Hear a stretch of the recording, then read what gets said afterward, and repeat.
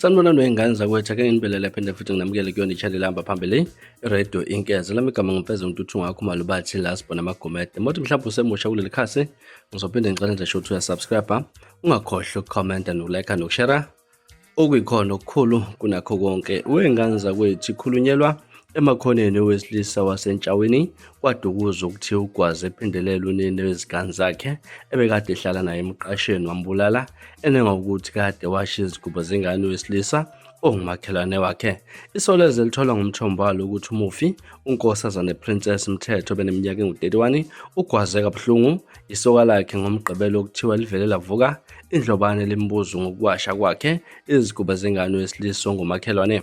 Kuthiwa umsola ngemuva kwalokho uzinikele emaphoyiseni kuvela ukuthi-ke inyantisa igazi indlela umufi abulawe ngayo.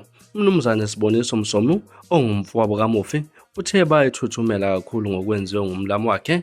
Uthe bathola ukuthi kumsola uGwazi umufi amanxeba angu-10 umzimba wonke.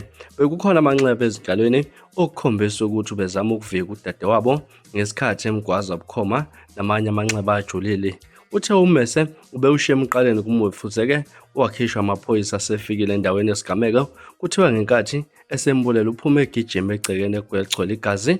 Kwathi uma ehlangana nomunye embuzo ukuthi kwenze njani wagcwala igazi, waphendula ngokuthi-ke akazani nabantu abachwensayo. Eqhuba uMsomo uthe lesi simo sibashiye ngokukhungathekile kakhulu ngenxa yokuthi bebemthemba kakhulu lo wesilisa futhi esefana nelungu lomndeni.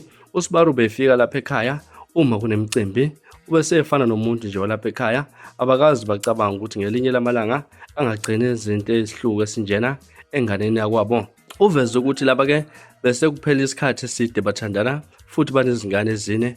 Ukhale ngesihluku athe sikhonjiswele yilo ewesilisa. Uthe ukubazwisa kakhulu ubuhlungu ukufica ingane engumagcina wabo yomfana neminyaka emine ehlezi eduze kwesidumbu esigcwele igazi. Idana ivusa unina ecabanga ukuthi ulele uzovuka. Ingane ibidane imvusa ingazi ukuthi-ke lo muntu emvusayo useshonile. Isoleze lithola ukuthi ingxabana lezi zithandani kube ukuthi owesifazane uthola itoho lokuwasha izimpahla zengane encane yakamakhelwane. Kuthiwa owesilisa uvuke ezikhwele wathi washa izimpahla zengane enye indoda wamjuqa ngommese. Okhulumela amaphoyisa aKwaZulu-Natal uLieutenant Colonel Paul Magwaza usiqinisekisile isigameko ukuthi amaphoyisa kwaDukuza abophe owesilisa oneminyaka engu-31 emuva kokuba uGwazi obulala owesifazane oneminyaka efanayo. Lo wesifazane ube namanxeba amaningi emzimbeni wonke. Okwamanje asikaziwe isizathu sokubulawa kwakhe. Lo wesilisa kulindele ukuthi avele enkantolo kaDukuza maduzane nje ngaleli cala.